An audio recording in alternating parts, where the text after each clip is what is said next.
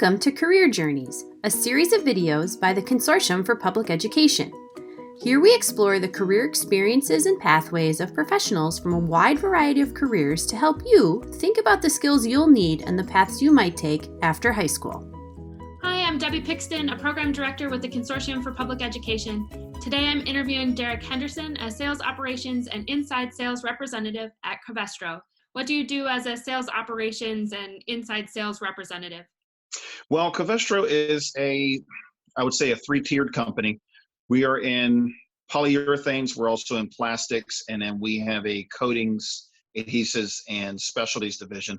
I'm a part of the latter division, which is coatings, adhesives, and specialties.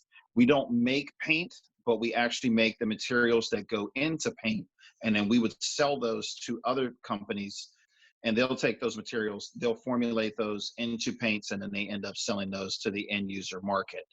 I sell those components to various companies so that they can make those materials for the general public to use. Well, in sales operations, what I do, I kind of have a dual role. So in sales operations, I support other sales account managers. So people that are out there selling our materials, I'm helping them get them the things that they need in order to be able to facilitate that sale. If they need information, if they need pricing, if they need contracts written, things of this nature and beyond, then I would help them obtain those things so that they can make that sale happen. Now, as inside sales, I myself sell materials, and then I have someone who would support me. So I do both roles. Did you think you would always be in sales? Not initially, but as I began my work at Covestro, I started there 20 years ago as a laboratory technician. So I spent my time working in the lab, actually making and testing paints. I became interested in pursuing a career in sales and getting an opportunity to see something outside of the lab and see how people are actually using these materials and just gaining different experience. So what do you love about your current position? There's a lot to learn, and that's the part that I love the most. There's a new challenge each and every day. So there's some activity that I need to participate in order to gain more insight and knowledge, because I'm new at this. I've only been in this particular role for less than 6 months now. So it's allowed me to step way out of my comfort zone from where I initially came from, and allows me to sharpen myself and become just a better asset for the company. How did you end up at Covestro? Well, I started out as a laboratory technician, but how I got there was I went to Bidwell Training Center, which is over in the north side / Manchester section of Pittsburgh. I went there for a year for an accelerated program. I left there with an associate's degree in applied chemical technology. 6 of those months that I was there was spent in classroom theory, learning organic chemistry. 4 of those months I actually spent in the laboratory, honing some of my skills.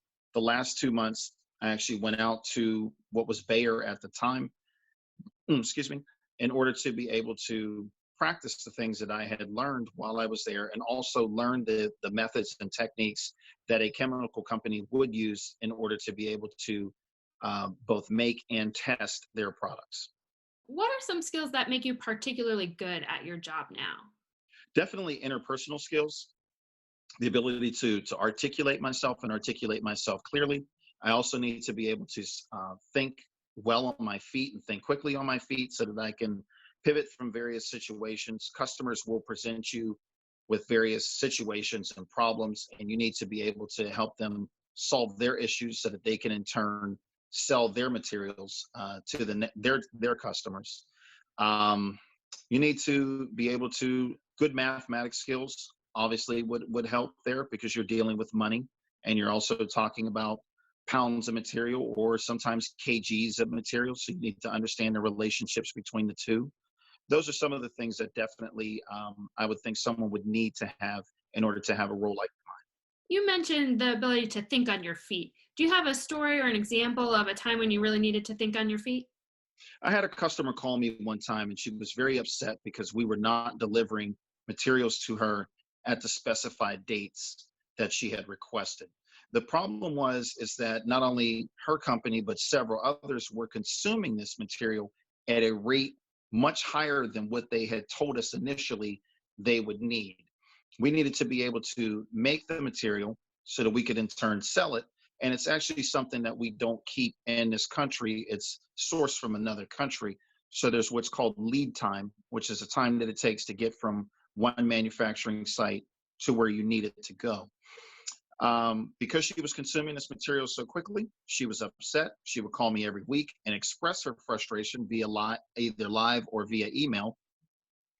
At that particular point, I would have to obviously respond to her requests and her inquiries, but I had to diffuse the situation at the same time so that I could protect the relationship that my company had with hers to ensure that we were able to function well in the future. How do you handle that kind of negativity? Do you have any advice for our students in that? I would think that you have to be resilient.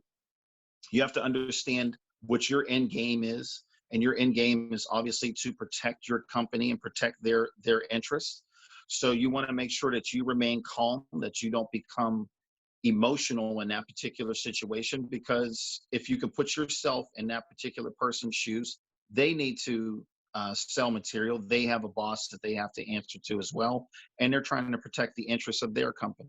So the ability to be empathetic, I think, is probably the best way to navigate those types of situations. Now, what does a typical day look like for you? For me, the first thing I do is I pick up my work cell phone each morning. I need to look at my calendar, see what meetings do I have on the calendar for that day, and then where are the spaces in between those meetings. And in that way, I can begin to plan my work day, because I also need to not only sit in those meetings, but I also need to be able to deliver on the things that people need from me. So I try to plan around the meetings and figure out where the spaces are. That way I can get my work done. And that's pretty much how I start my day. What questions should people ask themselves if they're considering a career in sales? I would think the first thing they want to ask themselves is, do they enjoy setting goals and achieving them? How resilient are they? Do they enjoy helping deliver on the bottom line for a company? Or would they rather not be? If you'd rather be kind of behind the scenes or not on the front line, if you will, I don't think sales are for you, because when things go well, you're praised. But when things are not going well, or when sales are down, then you're held accountable for those types of things. So that level of adoration or the accolades that come with it also come with great responsibility. And you have to decide if you want to take that responsibility on for yourself. What's one Sure. piece of advice you would give to anyone aspiring to be in sales? Any job, whether it's sales or any other job that I've ever had, I would always advise someone to ask a lot of questions. Take the advice of the people who have been in your role, been in your shoes, who have walked the path that you're now currently walking. See where they've been, what they've had to do, what they had to accomplish, what struggles they faced while they were trying to move forward. And take that advice into consideration and allow that to shape your approach and how you're going to move forward. If you do those things, I think you'll be just fine. This has been wonderful, Derek. Thank you for sharing your experiences and thoughts with us. For more information or to learn about other careers in the Career Journey series, visit our website and check back soon for our next installment. Thanks!